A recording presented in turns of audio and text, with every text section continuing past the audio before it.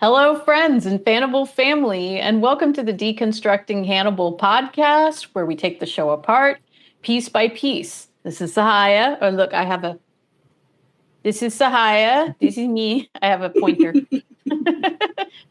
Anyway, and this episode, I'm really excited to have a new guest and a new member of the Hannibal family that I'm meeting for the first time for a new topic. And so I am going to let her introduce herself. Go ahead.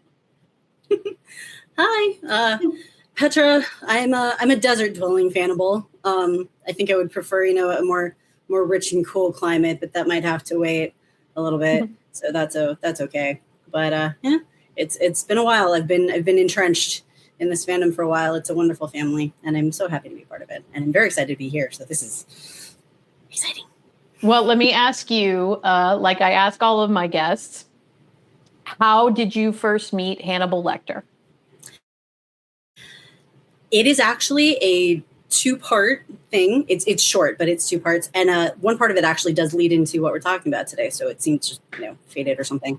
So when I was a wee thing, I would go and sleep over at this girl's house a lot. And after we went to bed, her mom would watch movies. And one night, I think I had to have been around 8. So like here was the bedroom, here was the hallway, and over there was the living room where her mom would watch movies, and she was watching Silence of the Lambs.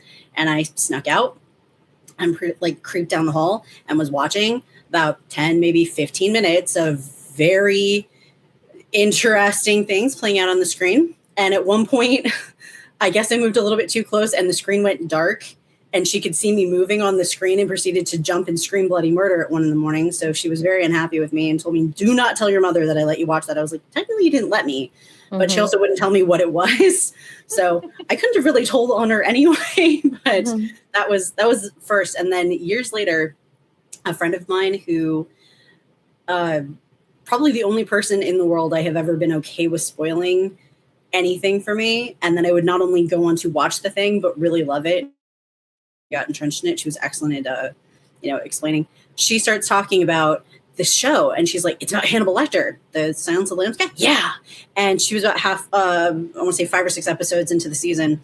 And she starts talking about, and he mentions like brewing beer. And then there's this girl and she disappeared. And I think everybody thinks she's dead. I have this weird feeling she's not actually dead. But it had started with her just animatedly talking about the Minnesota Shrike. And I'm like the bird? Yeah. And there's this other guy, and he's the Chesapeake Ripper, but I think he's actually Hannibal. And he just does all these cool artistic stuff. But there's this girl, and I don't think she's dead. And I was like, okay. And eventually I started watching it, and then we got through season 2, and they got her back. And she's like, see, I told you she wasn't dead. I was like, you did in fact tell me she wasn't dead. So right. And the girl who was not in fact dead, at least at the time, is Miriam Lass. And that's what we're talking about today. So. Absolutely. Okay. Well, that's some good Hannibal Lecter cred right there. Yes, today, thank you, Petra, for sharing that.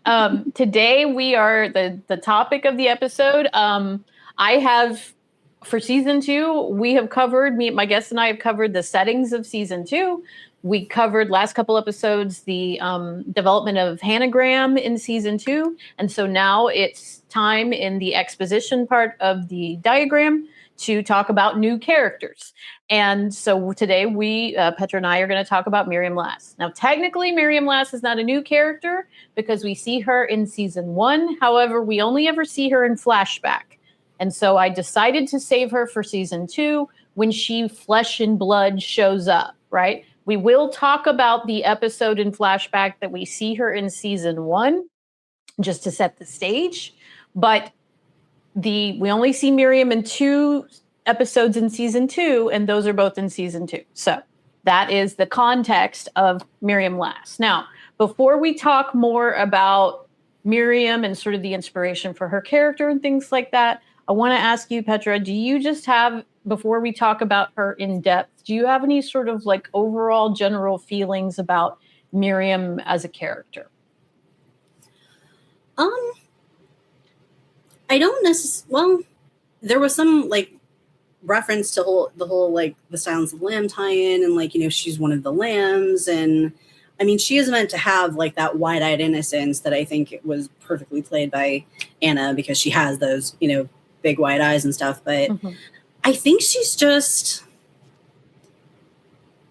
I always found her kind of fascinating because kind of the same way that when Anthony Hopkins was in the first Silence of the Lambs movie, he had such a huge impact, even though he's not in a lot of the movie. I think it's runtime, comparatively over the course of the runtime, he's not in very much of it. Right. And kind of the same way with Miriam, it's like she's this lingering, almost haunting presence in the first season.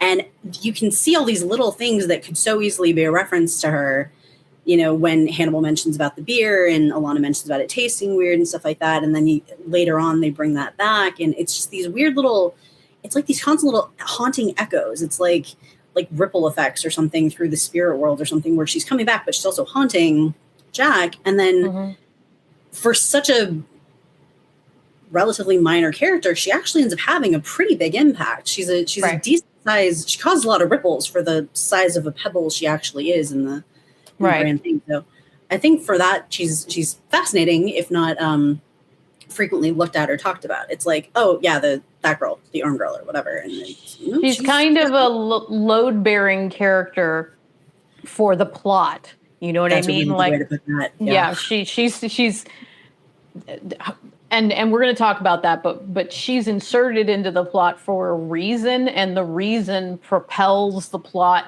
a lot forward very quickly.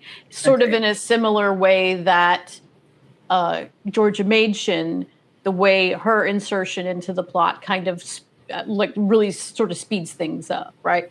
Anyway, I love Miriam Lass as a character, and there are many reasons that I do. And so I want to jump into talking about those reasons. And one of the first ones I want to talk about, I'm going to be obnoxious with this thing. I'm sorry. Those of you listening who can't see this, please remember I'm a teacher. And so I will use a prop. I'm an English teacher, and I'm trying to get kids like we're going to read. And Beowulf came to the door where the dragon, is swirling, and I will use whatever prop I have to. But anyway, this I'm just doing out of nervousness. Anyway, those of you and anybody who is only listening and can't see this, she has one of those little tiny pointer fingers on a stick, like an extendable thing. And all it's making me think of are those 900 videos on TikTok where the wife is going around and slapping stuff and get your attention. She's for the husband, and she's saying you're going to be highlighting things using it thus. So I like it. Close the toilet seat or whatever, anyway. All right. So Miriam Lass. Okay. First off, one of the most important things about Miriam is her name. Okay. Bryan had a show. It was, I believe, he had done work on Star Trek, but his first show that he had kind of conceived of and show ran was Dead Like Me on Showtime, which ran for 2 seasons from 2003 to 2004, right? So this is prior to Pushing Daisies, right? And so the main protagonist of that show was a character named Georgia Lass. She was called George, okay? So her last name was Lass, and her first name was Georgia. She was played by Ellen Muth, who we later saw in Hannibal playing Georgia Madchen, okay? This is also continuing Bryan's penchant for working with actors that he has worked with before again, which I completely understand, because if you work with someone and you become friends with them and you love them, why not work with the people you love, right?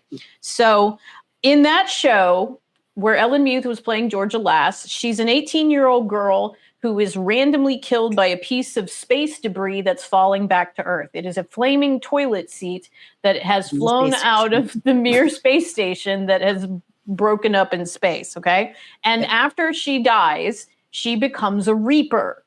Now, this is what the description, I just got a Wikipedia description here because I was trying to explain it myself, and it was like, she will become a Grim Reaper in the External Influence Division, collecting souls of people who die in accidents, many of which have a Rube Goldberg-style complexity, and homicides. Each Reaper has a secret quota of souls. Once the quota is met, the Reaper moves on to another realm, and the last soul reaped then takes their job collecting souls. Okay, so that's her job on Earth, right? The show also has Mandy Patinkin, who we love, and Jasmine Guy and Rebecca Gayheart. Now, Bryan left the show about 5 episodes in. because of creative differences. There's a lot of lore about why that happened. If you're interested, go look it up on the internet. Yeah.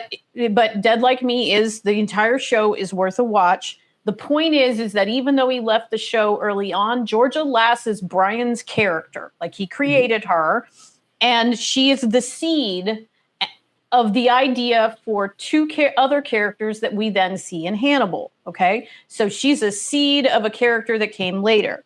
Mm-hmm. The two other characters that we see in Hannibal that are sort of the fruition of this Georgia Lass seed are, then we see Georgia Mädchen in season 1, who has the same first name as Georgia Lass in Dead Like Me and is played by the same actress. Mm-hmm. In Dead Like Me, Georgia Lass is really dead, whereas in Hannibal, she's really dead. In Hannibal, she has Cotard's syndrome, which makes her think she's dead, right? And this was purposeful. Bryan, if you read interviews with Bryan, when they were talking about having Georgia Mädchen have Cotard's syndrome and thinking that she's dead, he then thought, I'll see if I can cast Ellen Muth in this, and it'll be that sort of like cool continuation of a person I had before who was playing somebody dead is now going to play somebody who thinks she's dead, right? And that is a weird, just like small to interject. And also, I'm almost wondering if it's like some alternate version of the character, because Mädchen in German means girl, lass, basically. So I always wondered if that was a through line. I was like, so you have George Lass and Georgia Lass, Georgia young girl. Yep. Okay, I see what you did there. Just those clever little things. Just Well, the man is a layer cake of genius. It's so good. He is. And I mean, with Georgia Lass, it also to think about, since they call her George, there's a certain amount of dichotomy and binary, non-binary thing going on there, because her last name means girl, but she's referred to a man's first name, generally a male, leaning first name. So she's like man, girl, man, like, anyway. Then yes, we have cool plays on fluidity and stuff like that, which we love to see. It's subversive, it's subtle, but it's also like it's under there, and then it's just going to get in, and it's just it's so good. Like I said, layer cake. It's a really good. I wish that Bryan had it for the full run, because it was on Showtime, and I want Bryan to have the freedom that you have with a show on cable or on a streaming platform. So you're not under the standards and practices of NBC, but a regular, what do we call them? Prime time. What do we call those like regular channels like NBC, ABC, CBS? What do we call those? I keep forgetting. Mainstream? I don't. Yeah. Something. It's like BBC One. BBC. Why do I remember? Anyway. Okay, whatever that word is, if you know it out in the audience, don't shout it like Dora the Explorer, but if you know it, that's what we mean. Okay? Yeah, send it to. That's what we mean. Mainstream media, I guess, something like that. Yeah. Anyway, so we have Georgia Lass and then Georgia Mädchen, played by the same person. And then we have Miriam Lass, played by Anna Klumsky. She shares the last name of Georgia Lass, right? Now, like Petra has pointed out, the word Lass means girl or young woman, and the word Mädchen in German. And this also makes me wonder if the language that Bryan took in school was German. I need to ask him, because you also have Randall Tier, and Tier means animal in German. So we've got, anyway. Yeah. Lass in German is Mädchen. Both mean a young girl or a maiden. All three of these characters are young women, and they have their youth connoted in their name. All three of them are sort of seekers. They're all looking for something. They're all looking for some kind of truth. They are innocent to a certain extent. There is a certain amount of jading there. Obviously, Miriam is jaded after her experience with Hannibal. But the idea being here that these are young female protagonists who are seekers and are on a journey, right? And so just like in all of Bryan's work, the name is very important here. And we can see Miriam Lass is sort of spiritually related to those two other characters. So. And then it does also like harken back when you ask like what I thought about. You have so many people who are like, she's the wide-eyed innocent or something. if you really look at it in a weird way, all three of them are some variants of like a sacrificial lamb. I mean, you need it to be young, innocent, have no stain, but then you're injecting it with your sin, your darkness, and your stains, and then like sacrificing it to get rid of that, or sacrificing it for a purpose, which, I mean, does that sound like any possible, suit-toting psychiatrist that we just happen to, know and obsess about? Anyone at all? I think maybe you can. Well, we have another sacrificial young girl, which is Abigail Hobbs. So we have another but I mean, which is why in a previous episode I compared her to Iphigenia. I can't remember if it was Edgar Allan Poe or Percy Bysshe Shelley that said the soul of tragedy, or the beginning of a tragedy is always the death of a beautiful young woman, right? And so I remember this quote was thrown around a lot when Twin Peaks came out. But I have put together, I'm going to show us a picture now. I have put together add it to the stage, please. There it is. I put together kind of a collage of the three characters we're talking about. Over on the left here, you'll see this is Ellen Muth playing Georgia Lass. This is just before she gets hit by the toilet seat. Then you see Ellen Muth playing Georgia Machen almost, I guess, a decade later. And then you see Miriam. No, really, barely. And then you see Miriam Lass at the bottom of the well. And so basically you can see that these characters are sort of all spiritually related. Okay. So now let's talk about the inspiration for Miriam. Okay. And the inspiration for Miriam is very clearly Clarice. She is very, very clearly inspired by Clarice Starling. However, she's not exactly the same. And I have a quote from Bryan on this. Bryan is talking to the AV Club, and he's talking about when Miriam appears in the flashback in Entree. And he says, "It was our Silence of the Lambs episode because we were taking Clarice Starling and Hannibal Lecter from Silence of the Lambs and then turning them on their ear, doing them without doing them." He said about Anna and the storyline, he said, "Her first day on the job when she came to do the guest role in the first season, I loved her audition so much. She had this real accessibility and it really felt like she was our version of Clarice Starling. Yet she had an original take on that type of character. So on her first day, I went to her trailer and I was like, I hope you have a lot of fun here because you need to be Hannibal Lecter's get out of jail free card and we need to bring you back." So nice. She was originally supposed to die. Yeah. If you look at the script for Entree, and I was looking at it prior for preparation on this, in the last scene when they're showing the flashback of him choking her out, on the script at the end, it says that there's that the camera basically cuts to like the bookcase or it might be actually the drawings of like the wound man and whatever. And there's a spray of blood over the pictures. Yeah. And so it's like she was originally supposed to die. But when Bryan saw her audition, he was like, no. Well, and even like initially, if you watch the seasons and stuff like that, he is strong, capable.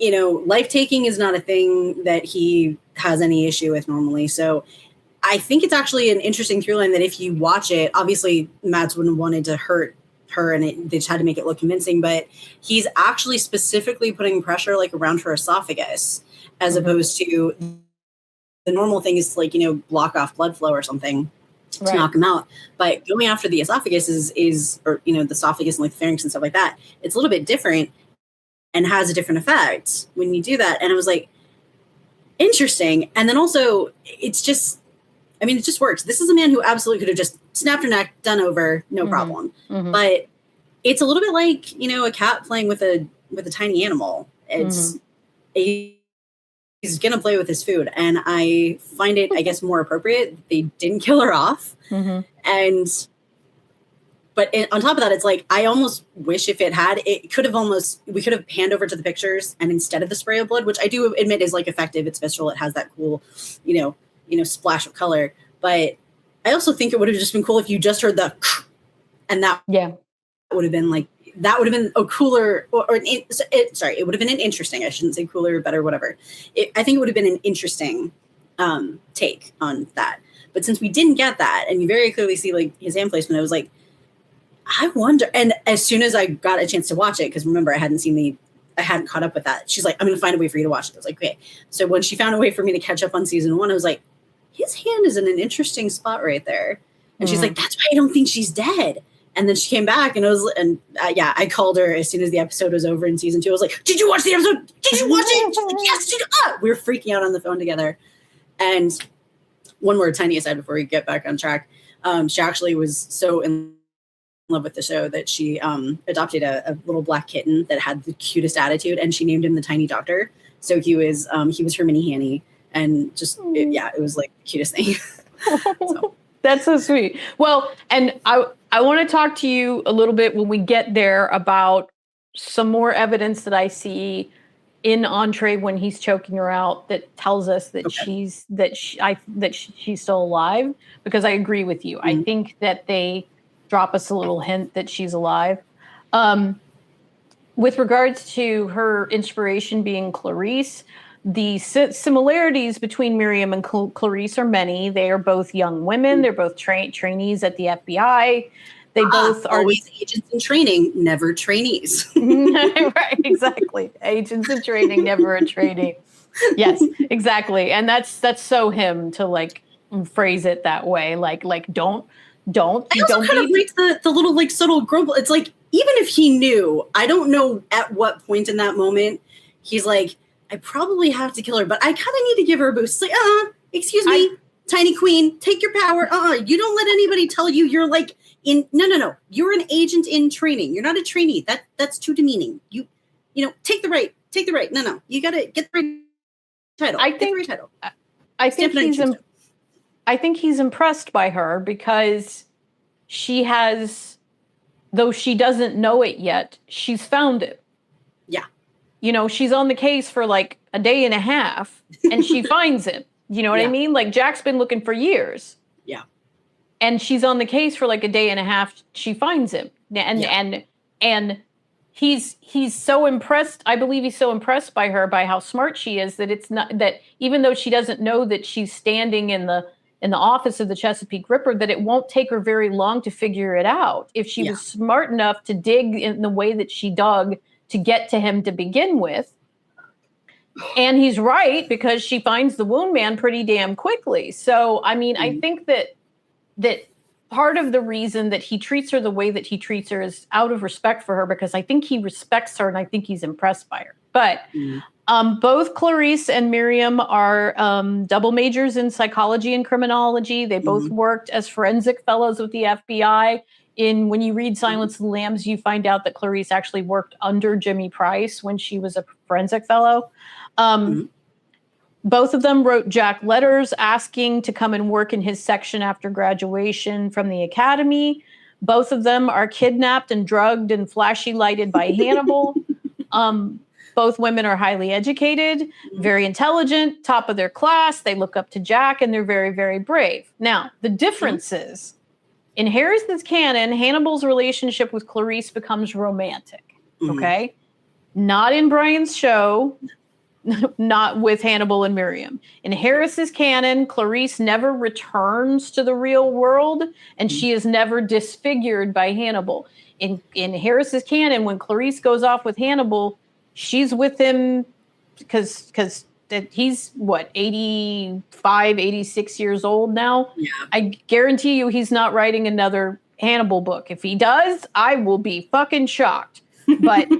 So I really don't believe that he would want to return to the subject matter. I believe that Hannibal Rising, I believe that Hannibal was where he was done with Clarice, and Hannibal Rising was where he was done with Hannibal. And so Clarice is with Hannibal forever. She's waltzed off on a balcony in Buenos Aires into eternity with Hannibal forever.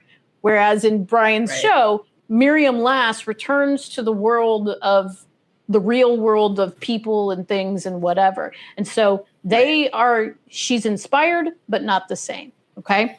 Well, and I think he continued to have those ultimately toxic, unfortunately, relationships with younger females in the show that were not meant to be sexualized. So his sort of adoption of Abigail was very similar.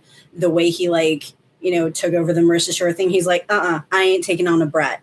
And I mean, he needed her more, for, effect than anything. But it's the same thing. I mean, he I think maybe saw something of himself or he saw something very interesting in Georgia as well. But he also he had to manipulate her. He had to get in there. And I think with Miriam, he appreciates her brain.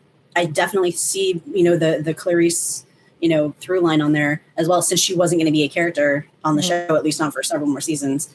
And I don't know. I always thought that for at least a few of those, yeah, he's going to mess him up in some way, but I don't think, and I'm not to yuck anyone's yum. If you ship them, if you write them, whatever. I know a lot of people ship, Abigail is whatever, but I don't know. I think he wasn't viewing any of them romantically or sexually, partly because he was in love with Will, and also partly because they were closer to mental daughters or something, or younger people that he mold or something.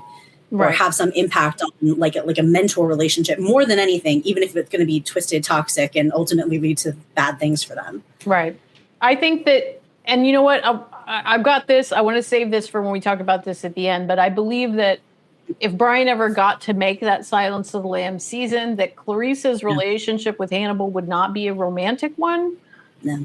But there is a way for her to exist in the same world as Will Graham and in the same world that Miriam Lass previously occupied. But so Miriam Lass in Hannibal is portrayed by Anna Chlumsky, who most people in my generation know her best from the movie My Girl.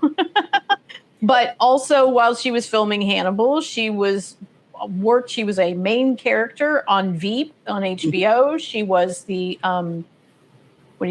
chief of staff for the vice president. The vice president. So she was, and it went 7 seasons, and she was on every season. She's done a bunch of stage work along with other TV and film appearances. I'm going to interject. Go ahead. So about the TV and film appearances, I just found this so funny. When I went to my first Red Dragon Con, Aaron Abrams was on the panel there, and I asked him, I was like, so because Bryan just loves, going back to his well of people that he works well with, and he always likes to throw them in his new projects and stuff like that. And I always had to wonder, I was like, so if you don't mind, and I felt so bad because I don't want to use the term outed him, but I kind of said something that he seemed incredibly embarrassed about, and I'm very sorry about this. But so after Pushing Daisies wrapped unfairly quickly, unfortunately, Kristen Chenoweth did a movie for TV called 12 Men of Christmas, where she moves to this little town in Montana and puts together like a sexy fireman calendar with the local group. And Aaron Abrams was one of the firemen, and Anna Chlumsky was her assistant in the movie. And it always wondered, I realized they probably had some other reason for getting them in there, but I did have to ask, I was like, is that how you ended up on Bryan's radar? And Aaron's answer was, God, I hope not. And I think Anna was asked about this at some point. I felt so bad. He was, very funny story that came out after that, but I felt bad for kind of poking on that. Was it a Hallmark movie? Was it a Hallmark Channel movie? I think it's actually Lifetime. Does that make it better or worse? In my book, it makes it better.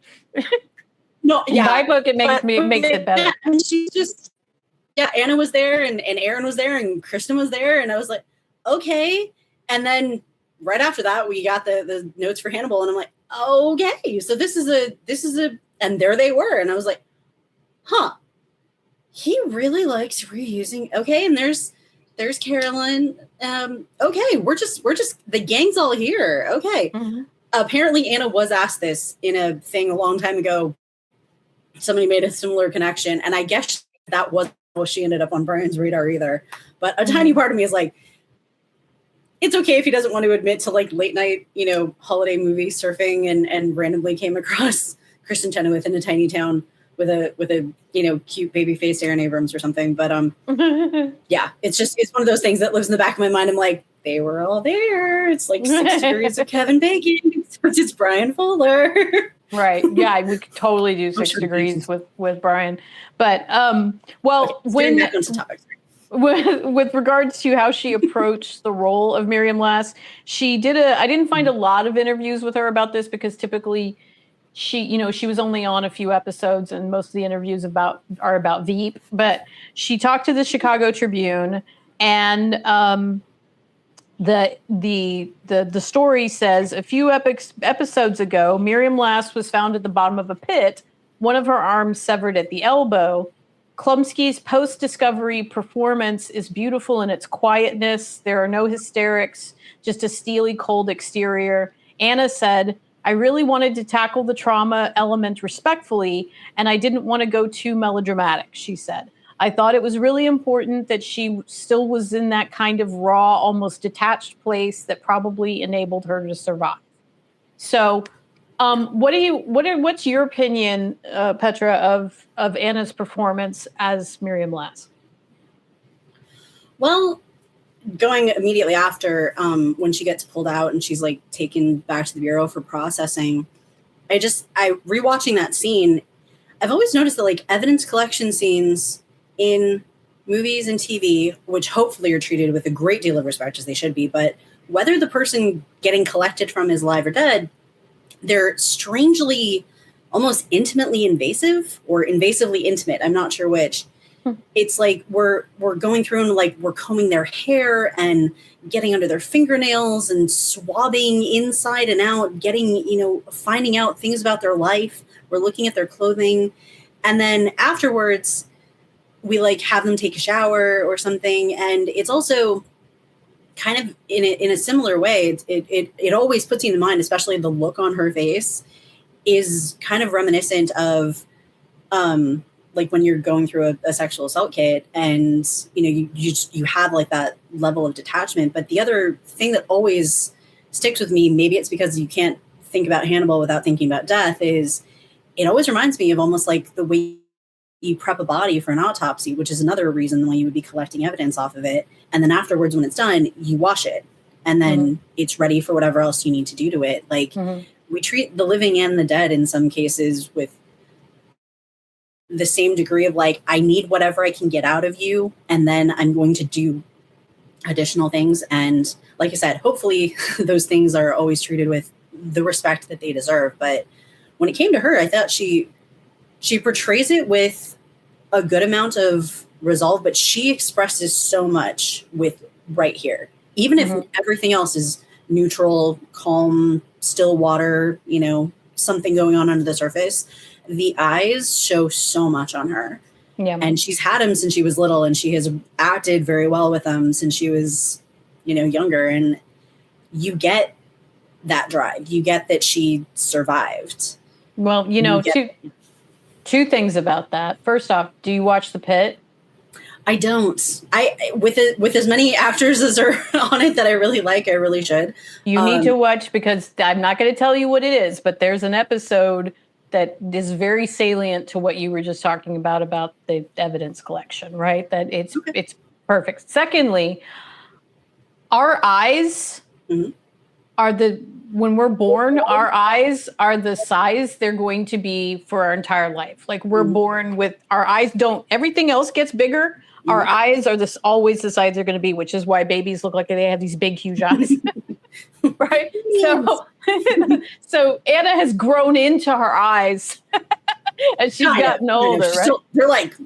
They're still out there, yeah. She's got pretty big eyes, but you're right. I agree with you that, and there's a lot of great eye acting in Hannibal. Like Mads and Hugh both have it down. Mads is amazing, but and something I also appreciate is that Mads doesn't have eyebrows and I don't have eyebrows, and yet we both have that, like the subtle indication that the eyebrow is there. We're still able to do a lot with it. You have a brow ridge. Yes, right? yeah. You know, We can act with the stuff around it. We just don't have eyebrows to do. Right, totally. Well, so let's talk about Entree. This is the one episode in season 1 that we're going to talk about. Just a quick summary of what we see of Miriam in Entree. Jack starts getting phone calls from someone who's supposedly Miriam, right? You know, Jack, it's Miriam. I don't want to die like this. You know, yeah. I don't want to do it. Yeah. Yeah. We see Miriam in flashback. We see Jack recruiting her to help him with the Chesapeake Ripper case. We see her with Jack looking at the Jeremy Olmsted murder scene, which is the wound man, the guy that's had all the stuff stuck into him. Yep. She decides to investigate using medical records, even though it breaks HIPAA laws. Jack allows her to do that because he says it's better for a trainee to ask for forgiveness than an FBI agent to ask for permission. And she goes to Hannibal's house, and Hannibal gets her, right? Back in the present, they find Miriam's arm with her BlackBerry under the telescope in the observatory with the note that reads, "What do you see?" written in blood, which I've always assumed is her blood and her handwriting. Probably. So you had something that you wanted to share about this, Petra? Yeah, well, it's actually more to do with the when we see the flashback of her like going to the house and everything. And so the thing that sticks it in her head is when she sees the sketch. So she goes to talk to Hannibal, and they have their conversation, and you see him like choking her out and everything. But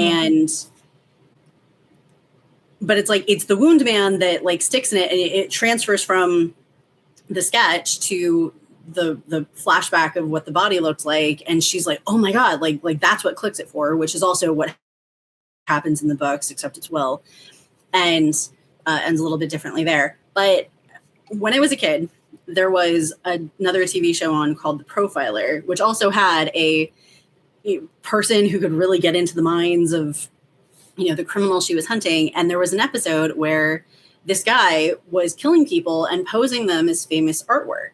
So at one point he kills a couple and like wraps their heads in cheesecloth, and it's that remnant, that one of like, I think it's like called The Lovers or The Kiss or something like that. And even at the time, I was like, that was interesting, but the first thing that you do in art school most of the time, if you're taking art school, whatever, is you copy the masters first, and then you learn. I mean, you're learning like technique, and like this type of line creates this, and this type of line creates that. And so, given that Hannibal is an artist, and it's not the weirdest thing in the world, unless the face is the. This is the one thing I was never able to ascertain if the face in the sketch is meant to be Olmsted, because that was the only thing. And it just made me flash back. I was like, wouldn't it have been really hilarious if this was just one of those things where Hannibal was just being his normal snobby, pretentious, arty guy self, and it had nothing to do with that. And there was actually like another guy this was like his first attempt at making a name for himself as the new serial killer in town. He was going to be like the artist or the Renaissance man, and he was going to pose people as famous paintings, because you had the Ripper posing people as tableau, and he wanted to be extra or whatever. And it just happened to be that this wasn't even one of the Ripper's victims. It just happened to be that she saw the thing and made the wrong connection. And he's like, well, fine. I didn't like you either. I'm going to go ahead and take you out because you disrupted my space. I don't like you anymore. And then the other guy was like, okay, this got linked to the Ripper. I'm just going to go open a coffee shop or something. And he just gave up his serial killing ways. But this has always been a thought that's in the back of my head. I was like, I know, like, it makes sense, but there's so many other things that it could be in this weird little through line. It could have just been a coalescence of little coincidences that led to it not actually being right. And yet they just ran with it. And so this is always been the moment that sticks in my head. So I think it's because, I mean, unless you know a lot about medieval history and whatever, the wound man isn't necessarily something that like pops up. Like everybody, your average person walking down the street isn't like wound man, you know? I mean, like I remember in the TV show of Saint Sebastian, which is the other thing that was actually based on. And so. Right. Right. And on the TV show Bones, they have a serial killer on there called Gormagon, who he poses his victims like drawings from Andreas Vesalius, the man who did the Fabrica Corporis, where he was the first person since like one of the first people in the Renaissance that they let start dissecting human bodies again, because there'd been a ban on it from the Roman Catholic Church during the medieval period. And so he posed them in all sorts of different ways and then did drawings, right? So even though Da Vinci and Michelangelo were like, fuck you, I do what I want. Right. Sorry. Are we allowed to swear? I'm so Yes, you can swear. Fuck. You can swear. Whenever I upload the episodes, I click the little box that says this is explicit. So So anyway, all right. Well, let's like 2 episodes so far. I hadn't heard anybody swearing. No. What Lady Thunder and I started cussing in episode 2, so there's precedent. Anyway, so let's talk about Miriam now in season 2. Yes. So the first episode we see her in is Fudamono, which is episode 6 of season 2. Yes. Sort of what happens with Miriam in this episode is that we see Abel Gideon is in the hospital in this episode because the guards at the BSHCI have beat him up as revenge for him killing the nurse, right? So then at Hannibal's house, Alana is there. It's after the dinner party. He drugs Alana. They have sex. He drugs Alana. Hannibal sneaks out and he kills the police officer who's guarding Gideon and kidnaps Gideon.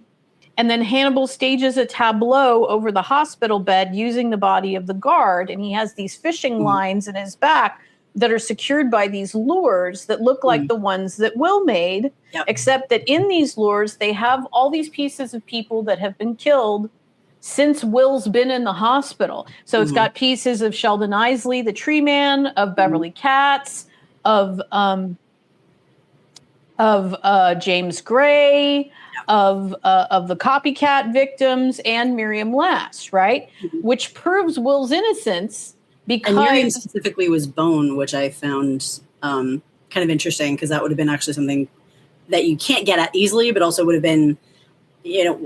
obviously if he took off her arm, it would make sense to like keep a couple of shavings or something. So right, or he took it out of a finger or something from the arm that he took off, and so but then in the lures they also find this type of tree bark, this specific type of tree bark that's called madrona bark of a madrona tree, which leads Jack to Hannibal's kill barn where he finds Miriam alive at the cistern. Hang on a second, I just realized I forgot to do something.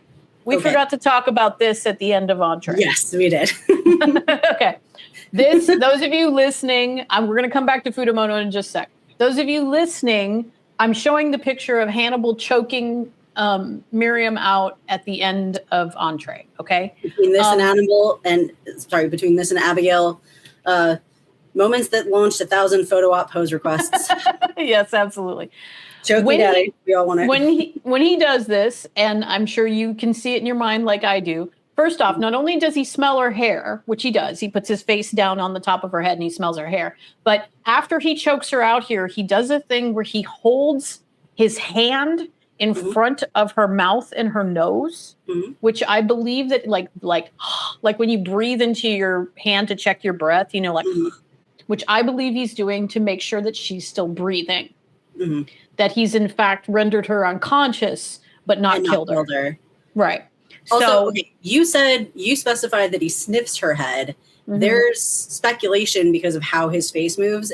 Do you think he sniffed her head, like smelling his food, or do you think he kissed the top of her head, like, okay, go to sleep now, type thing? Because Mads has very expressive mouth, and I believe that if he had made I would have noticed it. I think he smells her hair. I think that Hannibal is so connected to scent that I believe he's just taking in, especially I'm sure that when the body goes into sort of the fight or flight that you go into when you're attacked, that you probably give off some sort of scent that you don't normally, that Hannibal can smell and enjoys. Like it smells like the acidic smell, or it smells like the whatever, or fear or whatever. Right. And but I believe that when he puts his hand up in front of her nose, in her nose and her mouth, that he's trying to determine whether or not she's still breathing. Yeah. So I think that, and I believe that they put that choreography in to communicate that to the audience, sort of that's sort of a little clue that we had that Miriam wasn't dead. Right. Yeah. Do you have anything you want to say about this before we jump back to Fudamoto? We were talking about Fudamoto, and I was I forgot to show the Entree picture. No, it's okay. So anything you want to say about the choke out? Just that, like, knowing what he ends up doing, I think it's always, there are so many people who argue that, like, oh, he knew as soon as she showed up, or he made up his mind when she made when she proved that she had made the connection, or he didn't know what he was going to do with her, but he knew he wanted to do something. And, you know, he was just going to come back to it later. Like, he knew she was important to Jack and he could use that at some point later. But this is also this is like the end of a, you know, a Ripper sounder. And then it's like 2 years and then we come back later. Mm-hmm. And it's, I don't know. I had a point and it's gone. It just, I guess the speculation about whether or not he knew at what point in that, so where on the timeline would you say he knew he was doing something with her, whether it was killing her or keeping her, or, you know, I'm going to put you in my toolbox and find a use for you later. I don't know what I'm going to do with you, but something. Or because the original intent was, okay, she's a one and done, we're going to kill her and that's it. And then it changed because her acting, her performance, they realized there was more that they could do with the character. It's where on the, I don't know, I guess, like, where in the timeline of that little moment do you think he made the decision to, one, do something, not just let her go, because she probably would have continued connecting dots, and then two, where did he make the decision not to kill her? Well, I think he made the decision to do something as soon as she showed up, because she's looking at his drawings and he doesn't know that he probably doesn't know that she's making the connection between the Moon Man drawing and just seeing Jeremy Olmstead's body. It's possible that he's decided that she's made that connection, but I think he did, because as soon as that happens, he comes up with, I've got a journal and goes up the stairs or whatever. Mm-hmm. So he's planning on doing something. I think he's planning on doing something almost immediately, because she's found him and all she has to do is go back and tell Jack that she spoke to this doctor, Hannibal Lecter, and that she had a weird feeling. You know what I mean? Like, it could also be my take on it. I don't necessarily want to say that she was naive. I don't want to call it any of that, but part of me, it's like, I don't think until she saw the picture, I don't think it fully clicked until that moment. I don't know that she would have gone back and gone, I felt something was off, something wasn't right. We should go talk to him again. Even if it was just that, I don't know. But then it's also something about the pictures. It's like, it's been just long enough. Did he know she was coming, or she just like, yeah, he doesn't. And so he doesn't have a chance to put everything away. You know, if the pictures were meant to be, like, you know, neatly, you know, they would have been like stacked to perfection and, you know, the edges aligned and everything. And he would have made sure that one wasn't on top, or it would have been in a portfolio or something. But then the flip to that is, because of that, was it already out and he was admiring his work or thinking about it, and then it just happened to, you know, he slapped another one on top of it when he heard the knock on the door. He didn't have time to put it away.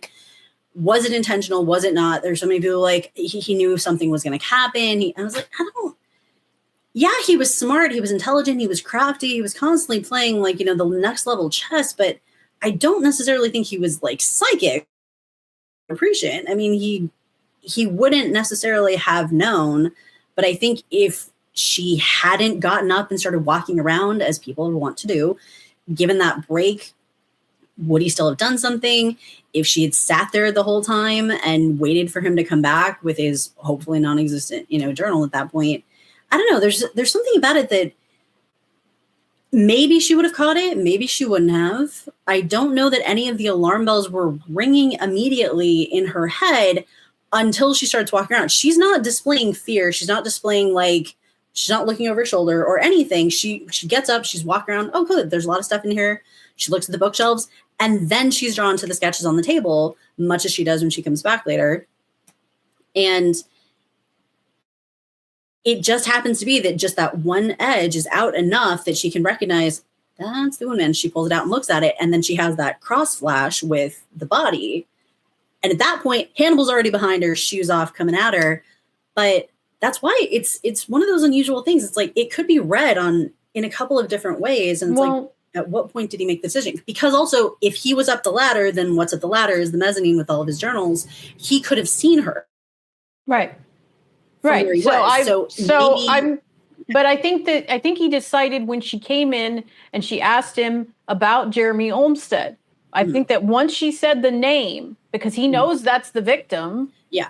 Because, he treated Jeremy Olmsted in the ER for an arrow wound. He got shot falling out of a deer blind or something. Yeah. The kid must have been rude to Hannibal in the ER.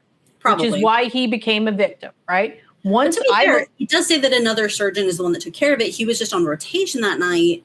He wasn't, I don't even think he was like the admitting doctor. Jeremy Olmsted was rude to Hannibal somehow. I guarantee you that's the way he chooses them, right? And so I believe that once she said that man's name to Hannibal, that he had decided that he was going to do something with her. With regards to him having now that's my opinion. With regards to him having the wound man out, he had the wound man still out when Jack comes to meet him for the first time in aperitif. Everybody points out that he's still got the wound man underneath the picture of his boarding school in Paris. And Jack doesn't see it, and it's right there. Sometimes I think that he leaves it out because he's just like, Hannibal always playing games. Like, but we also have that very distinct close-up of the scalpel being left and just very gently nudged in a direction where he could so easily get it if Jack makes any type of connection or something. You see it, you watch it. And it's like, I know he makes the point that like, oh, a scalpel gets me a cleaner point on my pencils, but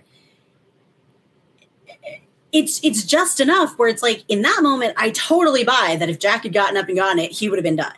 He would have been on the floor. But with Miriam, it's one of those things where it's like, I'm almost wondering, did he go up? I knew he had to do something with her, but would he have, pulled an actual thing? Was he just watching her while he was up there? And as soon as she started moving in the direction of the sketch, he's like, okay, that's it. She's going to figure it out. And he just in that moment made the decision because it's so quick. And we know that that's the thing where, Will's up there and he's having the conversation with Hannibal on the floor, like the balcony scene of Romeo and Juliet in a later episode. And I always wondered, I was like, because we know from later seasons where we get a better shot of that, he could have seen her. He may have gone up there to get something entirely unrelated, or he could have gone up there and was just watching her. If she had sat there like a good little girl and not gotten up, and he could have, at that moment, maybe he's like, okay, I will actually give her something and maybe steer her in another direction. But as soon as she got up and started walking, I think that's maybe where he made the decision that, okay, I got to take her out. Well, she was already looking at the drawings when he went upstairs because she went over to them and she said, yours? And he said yes, and she said they're beautiful. And so she was already looking at she just hadn't gotten to the wound man yet because it was underneath more. So anyway, let's go back to Fudamono. Basically, he decided to do something. We know he did, and he did it. Okay, so at the end of Fudamono is when Jack finds Miriam at the bottom of the well, okay? Mm-hmm. All right, so the purpose for bringing Miriam back, okay, both Bryan and Hannibal's purpose for bringing Miriam back was to derail Jack's investigation because Hannibal has brainwashed Miriam to point at Chilton, and because Chilton fits the profile almost as much as Hannibal himself. Hannibal brings Miriam back at exactly the time that he needs her. Perhaps this was always his plan. Bryan told AV Club, Will is saying he's eating them, and if he's serving a dinner party, it's people. And Jack does the smart thing where he gets the food, he tests it, it's not people. And what's the next line of investigation to be made? And just as he's approaching maximum capacity of suspicion for Hannibal, up comes Miriam Lass to burst that balloon. So Hannibal brings her out of the shadows right at the time that he knows that Jack is so on to him that which is why that when they get the lures in the guard's back, that it points to the kill barn where Miriam is, because he knows that when they pull Miriam out of the depths of the earth, that she's going to point at Frederick Chilton, right? Yeah. So, I mean, it's a total Lazarus situation, which I found interesting too. It's a Lazarus situation? You coming back from the death? Yeah. But I mean, it's like literally they go and like pull her out of the earth after, an extended amount of time and stuff like that. And it really is just like he waited for that perfect moment to resurrect her. But I mean, even as soon as they started analyzing the stuff, and the lures are like, oh, okay. Yeah, we were way off with Will, even though, overwhelming evidence pointing in his direction. But that's something that Hannibal's always been very good at. He chooses the level, I think, of misdirection he's going to throw in a on someone. It's like, oh, okay, so a little sprinkling will do over here, but there's no way you're going to really believe Will, although he has that, he could so easily tip, and Jack's been pushing him and pushing him and pushing him. It's like, yeah, it made sense. It made so much sense. Unless you're like, okay, there's no way Will would have done it. That's the only thing that would have stopped it. But then they're looking at it and they're like, okay, so not only are these the people we thought Will was maybe responsible for, these are people that we absolutely know the Ripper has to have done, and they're all the same. And then on top of that, there's this. And it's just, again, it's just this overwhelming, it's just enough, but it's enough. And it's like, okay, so not only is it the body parts, but it's the exact same type of flies, and it's, in the thing, and it was this, and it's the tree, and it's in your zone, of the water diatoms that they were studying. And it's, yeah, it's just given that push. And Will makes a good point that you're going to find whatever you need to steer away from Hannibal. You're going to find something, but like, this was so much evidence to steer you over there. This was so much to make you like look over here. And yeah, I mean, he was able to see in a lot of ways, and also not able to see in some others. But I don't know. I just always found that like really interesting. It's like there are times Hannibal might as well just grab a neon flashing sign that's like, don't look at that. Look at this handwritten one that it's lovely. I penned it myself. It's lovely. Look at where the arrow is pointing. It's that gentleman over there. It's not me. No. Ignore the neon sign is gauche. No. Right. Don't pay attention to that. Please look at my. I made a place card for you. Oh, look at what's that over there? I know. It's like a little magician almost. He has the class and stuff, but is it Frederick Chilton? I know. And that's the other thing about like the when they start, getting into what is it, and which I'm sorry. Well, that's Yakumono. I'll wait on that one. Yeah. But I really think that like, as soon as he knew he needed to hold on to her and made that decision to keep her, he knew he was going to use her against Jack. But Jack has also, for just that constant assumption that like the people who claim they can't be taken in are usually the ones it's easiest to get, because they're so adamant that, oh, you can't do that to me. I'm way too smart to catch that. And it's like, oh, sweetie, you're already in my box. It's okay. And that's the thing about Hannibal. He's just been manipulating people around the chessboard. So. Well, that's they create by believing that they're so experienced, they create their own blind spot. Like they do studies about this all the time, about people who are knowledgeable in a field as opposed to people who are novices, and how much that being knowledgeable in a field can sometimes create a blind spot for you because of confirmation bias and all sorts of other things.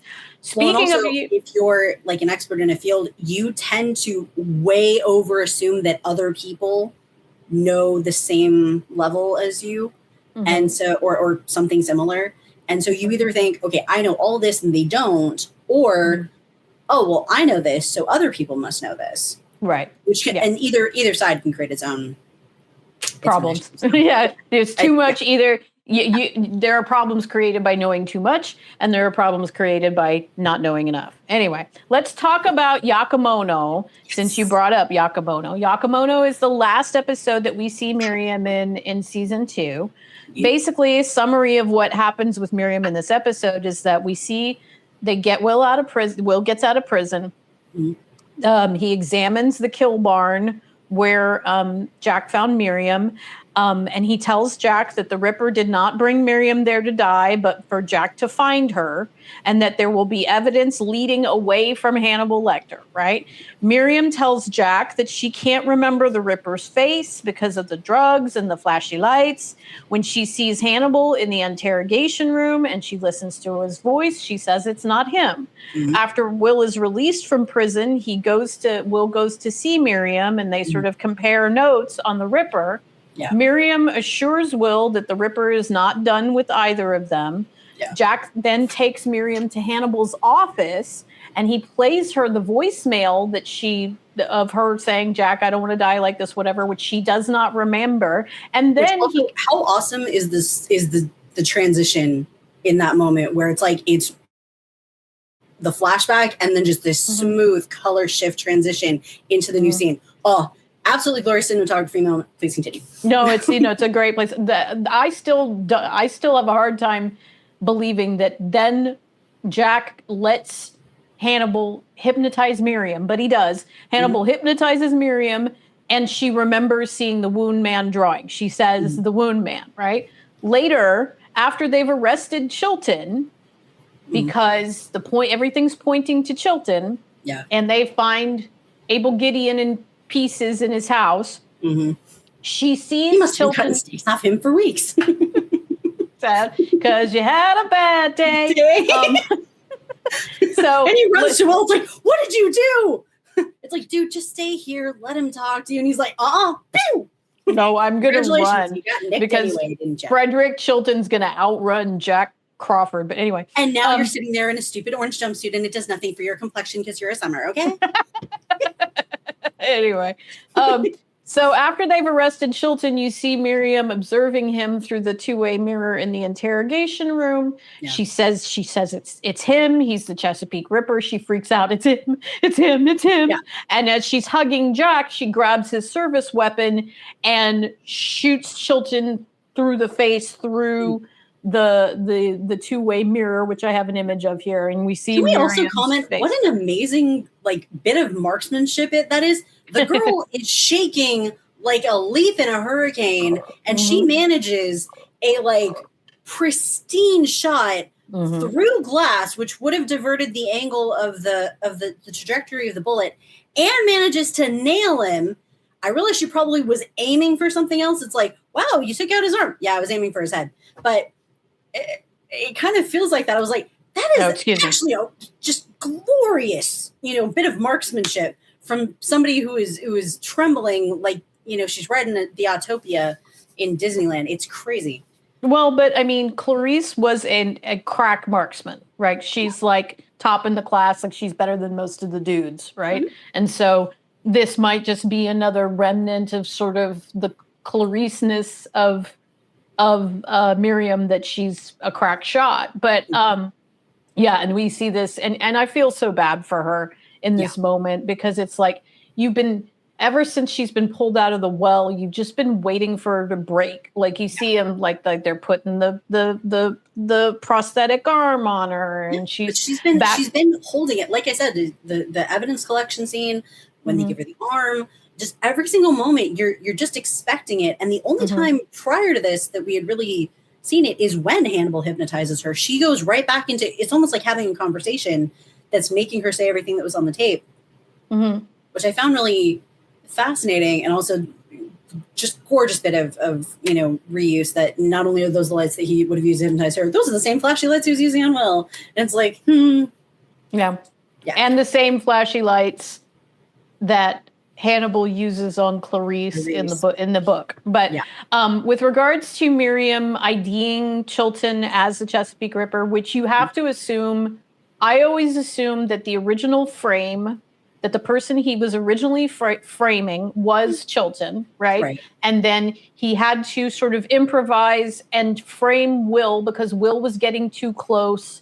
And he also had to take Abigail out of play because Jack was getting close to finding out that Abigail was involved in her father's work. And so he had to save Abigail. And so Hannibal sort of killed two birds with one stone by taking both Will and Abigail off the chessboard for a while by framing Will. But I believe that the original person who was intended to be framed was Chilton, right? And so, which is because he nabbed Miriam long before he knew Will, right? And so Bryan told the AV Club about Miriam IDing the Chilton as the Chesapeake Ripper. He says, if you were returned in some way and you've been living the last 2 years in and out of altered states of consciousness where you were probably very perpetually drugged with some kind of suppression chemical on your brain, everything that we needed for her to experience in terms of Stockholm syndrome, in terms of incomplete memories, in terms of filling in blanks. I think Miriam Lass genuinely believes that Frederick Chilton is the Chesapeake Ripper. She's not twirling her mustache and raising a glass of champagne to the success of their evil plan with Hannibal. She's still very much a victim. She's still very much that FBI agent, but he got inside her head. So Bryan was pointing out to this interviewer that when Miriam IDs Chilton, she fully 100% believes that Chilton is the Ripper. She doesn't, and I don't know necessarily why that would be a question, except maybe like, is she just like, could it be like mistaken identity or whatever? And he's like, no, she has been fully duped by Hannibal into believing that Chilton is the Ripper. Now, when you think about Chilton, it's sort of ridiculous. Like if you actually know Chilton, and it's funny to me that Jack buys this in any measure because he knows Frederick Chilton and he knows what a tool Chilton is. And so the idea of Chilton cutting anyone with a knife and getting blood on himself, you could just imagine that he'd be like, like I can't even imagine Chilton doing anything like that, but because he's just so precious. But he is precious. He's very like baby girl before baby girl was a thing, and I kind of get that. But it's also like in the back of my mind, I can kind of understand where it is because he's so desperate to be like the off-brand but better version of Hannibal. Like he tries to do the suits, but it's like you were not fooling anyone with that off-the-rack, ill-fitting, not tailored. The colors don't quite work. I know you're trying. I see the efforts there. It just doesn't, it's not coming off for me. And even his hair, if you really think about it, the hairstyle, the like extreme pretension, which is totally unearned in his place, by the way. Hannibal earns his snobbery, but it's like Chilton isn't accomplished the same way that Hannibal is. He doesn't have like the dress. He doesn't have the swagger. I don't even think he has the education. He might have there's I don't know. If you told me he lied or cheated on his college boards, I would not be remotely surprised.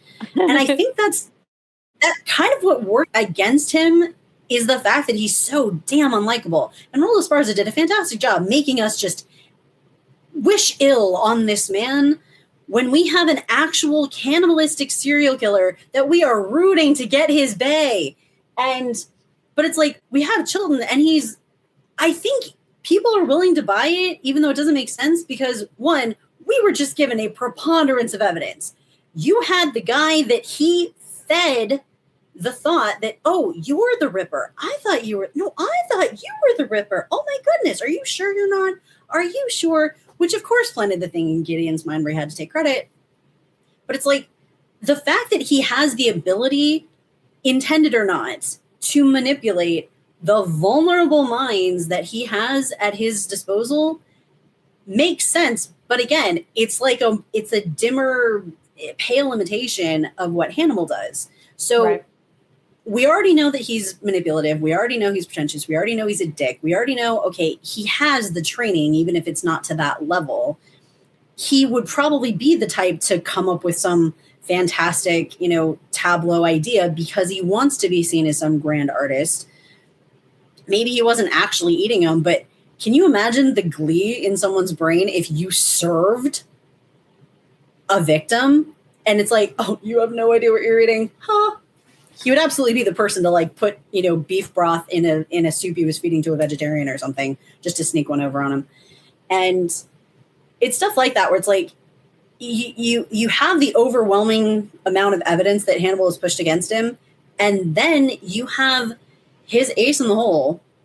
I cannot believe I just said that, which is Miriam Lass.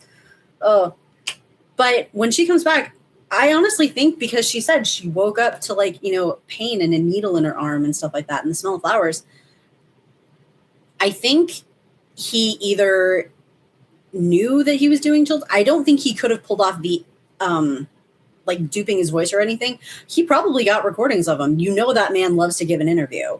So just play clips of him talking whenever you're doping her. And that's going to force the thing in your head. And then they also have very similar silhouettes, but it's just off enough that when he gets super close and she's trying to overlay in her head, okay, this is what the Ripper looked like in front of the lights. This is what Hannibal looks. It's just off. The silhouette is just off enough. It's like a puzzle piece that doesn't quite fit. It looks like it will, but it doesn't. And I think that's why she's able to so confidently say it's not him, because he doesn't have the right voice. She knows what the voice is. And it's not quite the right shape in her head. It doesn't quite fit. He shaved the pieces of the puzzle just enough that he knows I'm close, but I'm not going to fit. I've made you think this has to be the person that did it. Well, I think there's two ways that he could have done this. Number one, I think he could have recorded Chilton saying the things that he wanted him to say by acting dumb and asking, like having Chilton over for dinner or something like that and asking him, when you're putting a patient under hypnosis, what do you say? Like, how do you say it? Because whatever. Or I think that probably something that probably is more accurate because in that circumstance, even though Chilton is Chilton, he would remember after he had been arrested that Hannibal had asked him this. So I think that what he did was simply before he finished with Miriam, that he implanted the suggestion. He played Chilton's voice for her and said, when you hear this voice, you will know that it is me. When you hear this voice, you will identify this man as the Chesapeake Ripper. This is the man who did all of these things to you, right? So, I'm also wondering, though, because, audio editing software, even something as simple as there was a guy who got a little clip of a recording on like one of those little mini tape recorders, and he got a guy to say 2 sentences.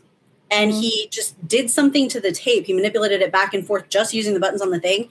And it ended up truncating it to like 3 words out of the sentence, out of the 2 sentences. And it sounded completely different. But it just kind of sounded like the person was emotional or something in between. And I'm almost wondering, sound editing being a thing, Hannibal being proficient, and we already know he doesn't mind working with electronics and musical instruments and stuff like that.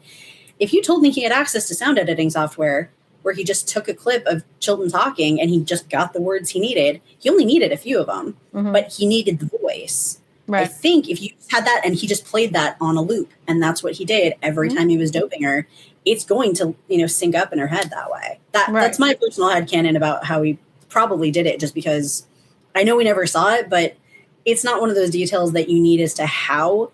It just makes sense that it could have been that way. Right. And I want to point out one thing about Chilton, and this is just something I can't get out of my mind. I think that with regards to like his style, like his clothing and his hair and his house, I think that Chilton, if you look at everything with him, his hair is kind of poofier than they were wearing it at the time that it was filmed. His jackets are tailored to really, they're cut close to his hips, but he's got very pronounced shoulder pads in his jackets.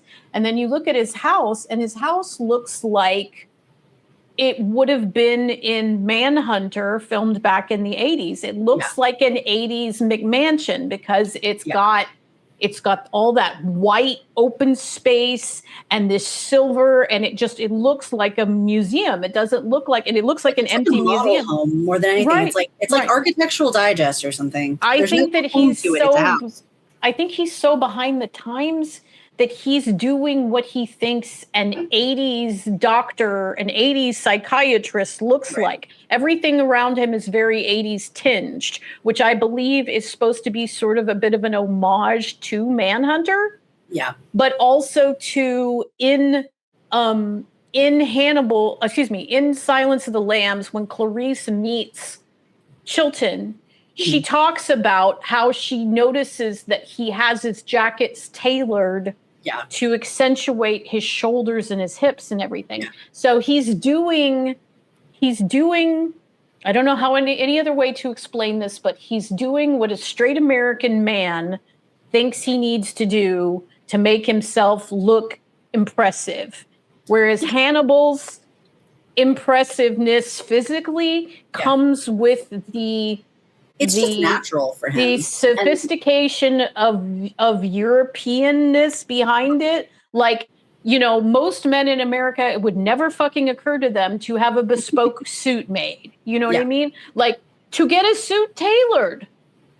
Most men in America don't do that, right? And so you can take something off the rack and it doesn't necessarily fit you, but it's like if you spend 20 extra bucks or 30 extra bucks to get it tailored, even have it taken in or shaped to you, it looks so much better. It is so simplistic, and yet again, simple does not always equate easy.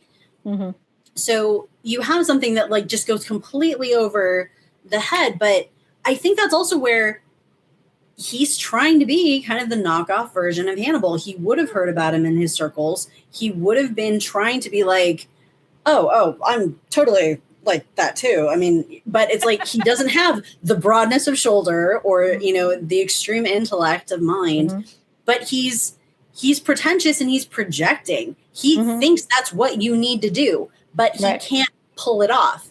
Right. It's like you'd be better to be the best Frederick Chilton you can be than to try and be a knockoff of someone else, but he doesn't understand that. And as a result, I think he keeps sticking it. I mean, the man must love the taste of shoe polish because he cannot stop shoving his foot in his mouth.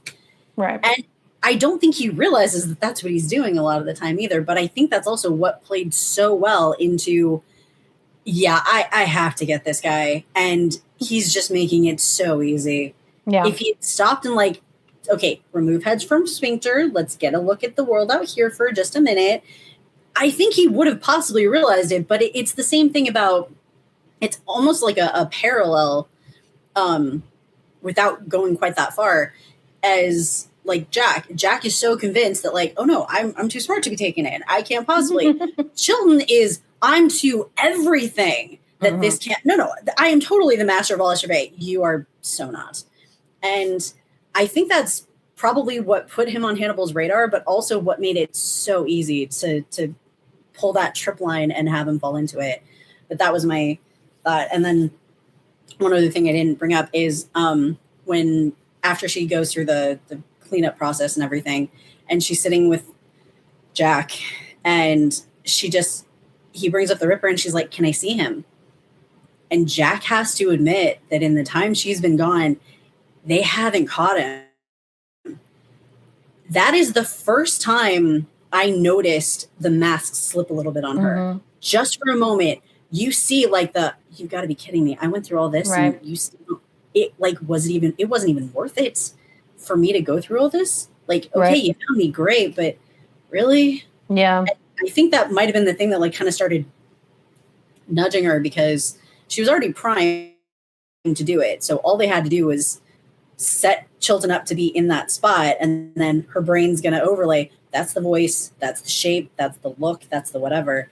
And I just think it makes so much sense, especially if you consider how boxy a prison uniform and the jumpsuit would be. It's definitely non-tailored, but those things like the shoulder seams kind of always seem to stick up. If you've ever seen like a super, like a crisp one when they're fresh out or whatever, they never go down. So it almost has that like very squared off shoulder look. So I'm almost wondering if between that and the voice and everything that she was already primed to see it just gave it that one little extra moment of like, oh, he's even got the broad shoulders. Well, in that one moment, it kind of gave him, even though he's trying to like hunch in on himself. It's possible. Okay, so let's talk about real quick, because we want to start wrapping this up. I want to talk about our thoughts about Miriam if we had a possible season 4 of Hannibal, okay, where she is both physically and mentally, if Bryan ever gets Clarice and how she and Miriam would exist together, etc. So this is what I think. I think that if we get another season and Bryan is doing the Silence of the Lambs plotline, right? Mm-hmm. First off, like I said before, I think that what will happen with Hannibal and Clarice's relationship is that Clarice will come to be like almost like they have a brother-sister relationship or like a mentor-protege relationship or something like that. I don't believe he'll take it romantic. Now, with regards to Miriam, my thoughts about her always, because in it's either in Silence of the Lambs or it's in Hannibal, Thomas Harris has Jack say, you fall in love with the Bureau, but the Bureau doesn't fall in love with you. Yeah. I can see Miriam, because of her extreme post-traumatic stress disorder from this whole circumstance, I can see her leaving the FBI and kind of definitely going on, I guess, maybe disability for a while or something like that. And I have her in my fic that I wrote about this. I have her basically like, she's not a drinker but she's on a lot of psychiatric medication, but she's like constantly vigilant. And so she's become this type of person who she watches like 24-hour cable news all the time, except she watches it on like 4 or 5 different channels. Like she's one of these people that has like the wall of TVs. Yeah, you know what I mean? Yeah. And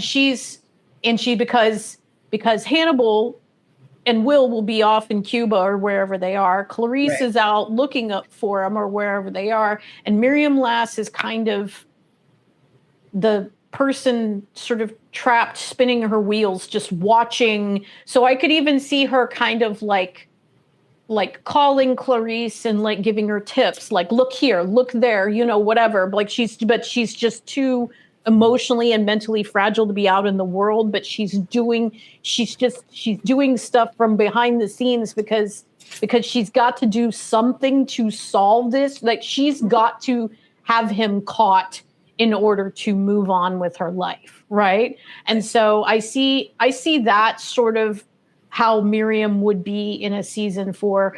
What do you think about Miriam in a season 4? What do you foresee for her?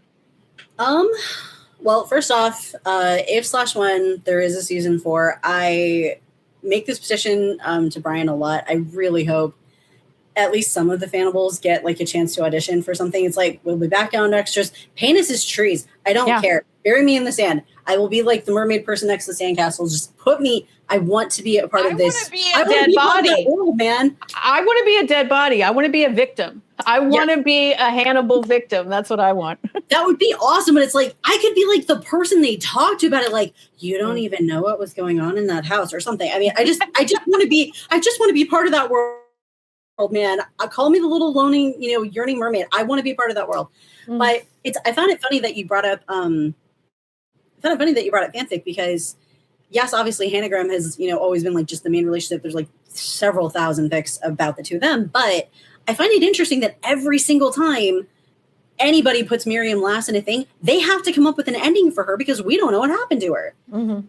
And I find that appropriate, but it's also like, I know that so much of his, planned arc had to be, cut off abruptly. So if we do get a season 4, I definitely think they should either bring her back, show what's been going on, give her some type of closure. I would prefer it not be a relegated to a sentence of dialogue or something. But I really would like to see her somewhere. She doesn't have to have a full arc, but I want to see a scene of closure for her doing something. And my own personal, I do have a question though, because the characters have aged so far. Do you think if they do put Clarice in a season 4 if we got it, would she be older or younger? No, I think she'd have to be younger. I think we'd have to have a younger Clarice, especially if Bryan was going to cast Zendaya. Okay. That she'd have to be a younger Clarice, but we could have Miriam, because Miriam's going to be her age. Right. We could have Miriam working either at the FBI Academy as an instructor, or she could be working in the lab because she was a forensic fellow. And so she could kind of take Beverly Katz's place in the lab with Jimmy and Zeller, because she is a forensic fellow, just like Will had the background on the insect, he wrote the monograph on insect activity. Right. So she has a forensic background. So she could, and be working in the lab would give her the sense of doing something, but she wouldn't be out in the field, but so she'd be contributing, but she'd be protected by being, and it would be interesting if, like, whenever Zeller and Price go out into the field to gather evidence or whatever, that whether or not Miriam would be comfortable going, or if she would need to, she's the one that stays back at the house and examines the evidence when it comes in. So, but I think Clarice would have to be younger, which is why I'm pushing the idea of it being more like a brother sister or a mentor protege type of relationship. Yeah, which I could see. The flip to that, though, if she didn't do the forensics thing, would be if she went, back in the psychological. Mm-hmm. The two things in my personal headcanon have kind of always been, she's either gonna almost, not quite fully that line, but almost become like the new Freddie Lowndes, not to the level where she's sensationalizing everything, but I think just she would have a hard focus on true crime and maybe breaking stuff down and doing analysis and I don't know, maybe helping close cold cases or something like that. So do you think she'd be a journalist, or you think she'd be doing this on the law enforcement side? I think she'd be doing maybe like a blog or something. I could totally see her, going to the blogosphere, or because they would have to update it for the time. I mean, this could absolutely be a person who's like, the TikTok queen of true crime or something. She would have taken, something in that vein. Or she could have a podcast. Or she absolutely, she's totally the type who would have a podcast. She would, maybe not tell anybody who she was, but I could totally see her doing stuff like examining cold cases and giving explanation and giving victims a voice in some way. But then the flip to that is, so that was one of my thoughts, like she, not necessarily like the sensational level of Freddie Lowndes and lying and stuff like that, but I think giving victims a voice in some type of examination of stuff like cold case, and then working what she can, or from the psychological aspect, I've always thought she would make an excellent like counselor of some kind, like somebody to work with trauma victims or, victims of violent crime who are still alive. Yeah. And, you can survive this. Like, maybe you had this done to you, but I had this done to me. And, it's going to be 2 steps forward, 1 step back. Or some days you don't even make a step, but it's like, at least you're not going backwards. And if you are, I am here to help pull you out. Somebody pulled me out. I'm here to help pull you out. And I think she would have that, not only compassion and empathy, but also a singular point of view that I think could help that with her psychology background. And then also having the forensic thing. So she could maybe steer them to like, okay, I think, go talk to this person, or here's a card, go talk to this person at this law enforcement, or like, the cops at this station are going to take you more seriously than the cops at that precinct or something. She would have that kind of knowledge, I think, which might help. But I do think, I just hope we see what she's been up to. I definitely don't think she died. She doesn't seem the type to have gone through and survived all that and then like take herself out. No. So I absolutely think if we get a season 4, I'm hoping, fingers crossed. I know everybody's like, the guys are okay with it right now, but after a certain point, they're going to be like, okay, it's too late. We're too old. We don't want to do this again. And I get that too. I think, or we get the Good Omens season 3 disappointment of like just a 90-minute wrap up of everything, which I hope not. I don't think, if Bryan can't do it the way that he wants, or can't do it well, then I think he'll just be like, no, leave it alone. But I mean, Mads and Q still are hot as shit and still look great, and so and so I mean, with regards to their physicality, I don't think that we need to worry about that. I'd watch them, 80 years old, killing and eating people, but that's just me. Anyway, all right. So that is our discussion of Miriam Lass, very important load-bearing character because once Jack pulls Miriam out of the well, that diverts the focus from Hannibal to Chilton, slows everything down, and allows season 2B to happen with the honeypot trap and all of that to happen. Because if Miriam had not been pulled out of the well and pointed to Chilton, then things would have collapsed a lot faster in on Hannibal's head. So she is a very important plot-bearing character. She's a structural necessity. She is, absolutely. All right, so that is our discussion of Miriam Lass. I want to go ahead. I want to thank Petra for being my guest. Thank you, Petra. Thank you. Do you want to?